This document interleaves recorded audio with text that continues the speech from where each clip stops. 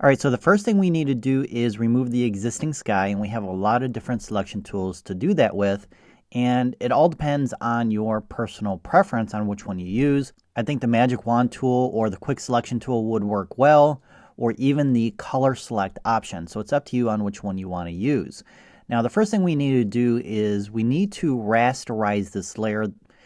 If we take a look at my image thumbnail, we can see this little icon right here, and as you probably already know, that's a smart object.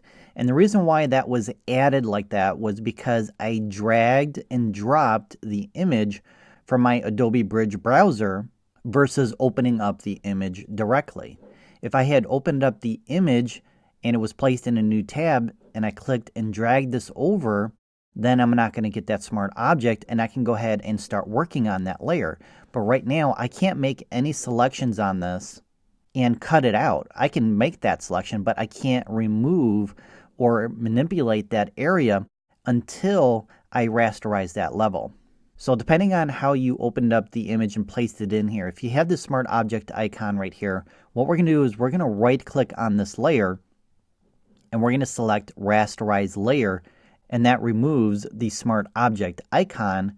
And now we can go ahead and make a selection and remove or add to it as needed.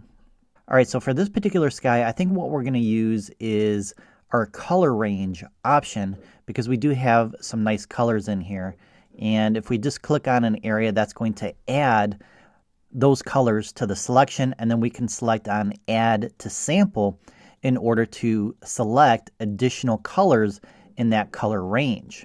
Now, it's not going to be perfect because as you can see down here, we've selected part of the trail as well, but we can easily remove that with another tool. So go ahead and just click on here until you have most of the area selected, and then we're going to use another tool to add and remove from the selection. So I'm going to go ahead and click OK. So right now we can see we have most of the sky selected, but we do not have this part of the sky here, but we also have areas of the field and the trail selected as well. So for me, the tool that I like to use to add and remove is the Quick Mask mode. So we can select that with this icon here or with the letter Q. I'm going to go ahead and grab my brush with the letter B. I'm going to select a soft round edge. And then when I paint with black, I can remove from that selection. So I'm just going to go over the field here and remove from that area. I have my opacity set at 30%, so I'm going to drag this up to 100%. So make sure you have your opacity set to 100% in order to make that selection or add to it or remove it as needed much quicker versus having it set at a lower opacity. I'm going to go ahead and switch to white on the foreground with the letter X, and then I'm going to remove parts of the selection in the sky. Okay, I'm going to go ahead and zoom in with the letter Z. Now the one thing is we have a red colored mask, and it's kind of hard to see it on the sky because we have reds and orange in the sky. So if we double click on our quick mask icon here, we're going to get some quick mask options, and what we can do is we can change the color of the mask. So I'm going to click on this here. We also have greens down here, so we want something completely different. Let's try a purple. Let's go ahead and click on the quick mask icon again, and that makes it easier to see what needs to be added and removed. And we can see right around the horizon here, there's a little bit of purple. So I'm going to go ahead and paint with white to remove the mask from there. And it's just a matter of going back and forth with your white and black in order to add and remove as needed. So I'm just going to go along the horizon here and make adjustments to my selection.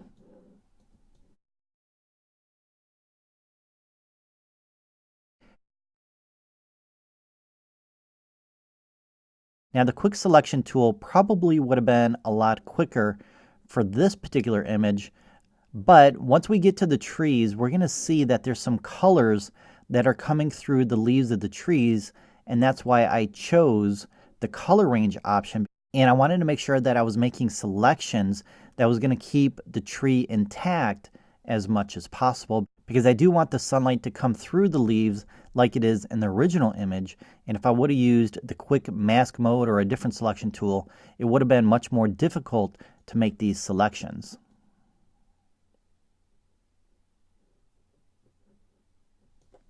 And I'm using my left and right bracket keys in order to increase or decrease the brush size as I go along the horizon.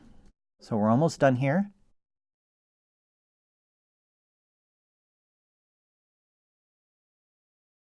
All right, let's just go back and make sure we have everything properly selected. That's looking pretty good. All right, I'm going to press the letter Q to get out of this quick mask mode to see what's selected. We do have some other areas here that are still selected. So the quickest way to get rid of those is to grab our marquee tool with the letter M and then hold down your shift key to add to that selection, and that quickly gets rid of everything. All right, so what we need to do next is add a layer mask to our image so that we can easily go back and add or remove from that selection later on if we need to. And in order to do that, we're going to come down here and click on this layer mask icon to add a new layer mask based on the selection. We are left with our tree, our trail, and our field, and then our sky is removed. But as you can see, we do have some clouds in here that should not be there. And again, this is why we add a layer mask, so we can quickly make adjustments to that selection as needed. All right, so let's go ahead and grab our brush if you have some areas in the sky that need to be fixed, and paint with black on your layer mask in order to remove what needs to be removed. I'm going to go ahead and zoom in and make sure I have everything done properly. And we can see around the trees here we have some areas that need to be fixed.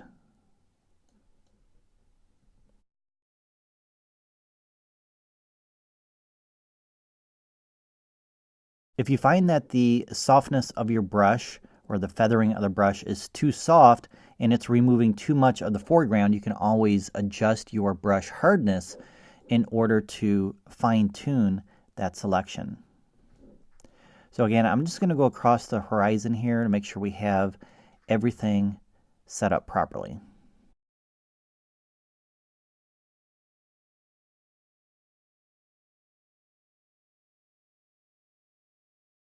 All right, let's go ahead and add our clouds to the scene.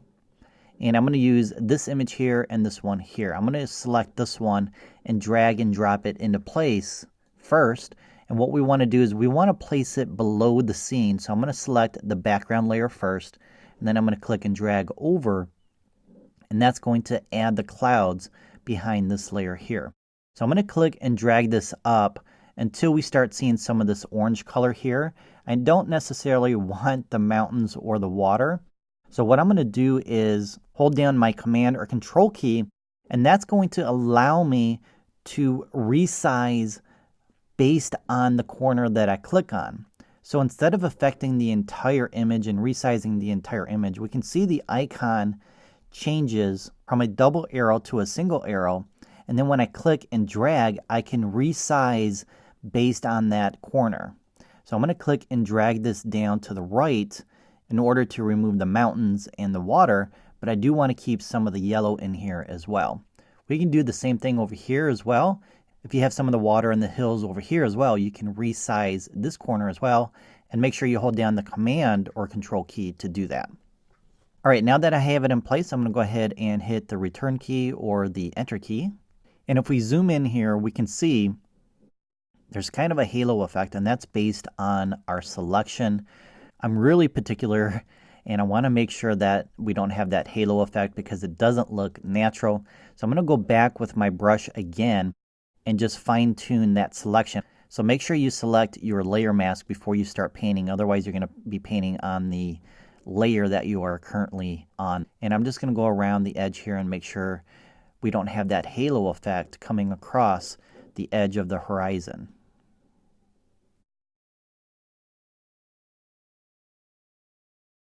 I'm kind of reshaping the foreground as well a little bit, which is fine because it's still helping blend in a lot better versus what it looks like prior to having that halo effect.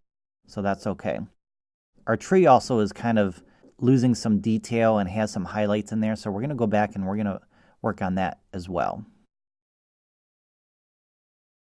So I'm just going to use my same brush to get rid of these yellow highlights in the tree and just kind of soften up the edges just a little bit as well.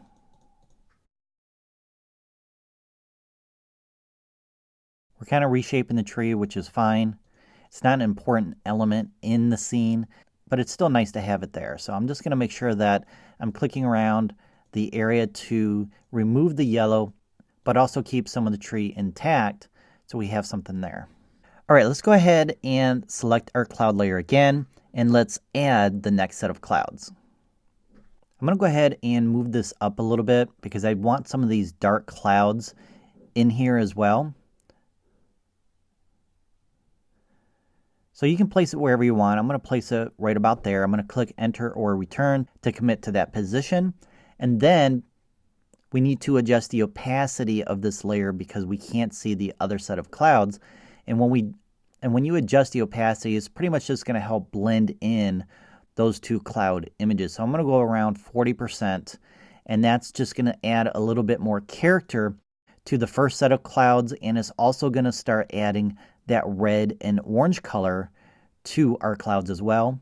But we do need to do some additional color adjustments to our skies because I want to make this a lot more intense than what we currently have. I want deeper, brighter, more intense reds and oranges. So let's go ahead and start adding some adjustment layers to make that happen.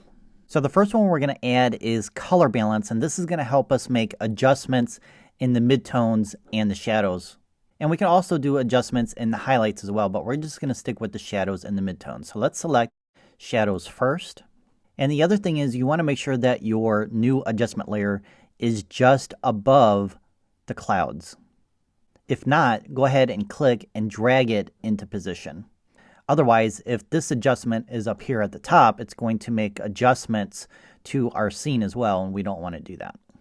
All right, so let's go ahead and make some adjustments to our shadows first. And what I want to do is increase the redness. I'm going to go around plus 20 to plus 25, and that's going to add red to the shadows in our clouds. All right, let's go ahead and make some adjustments to the midtones now. And again, I want to add some more red. I'm going to go around plus 15.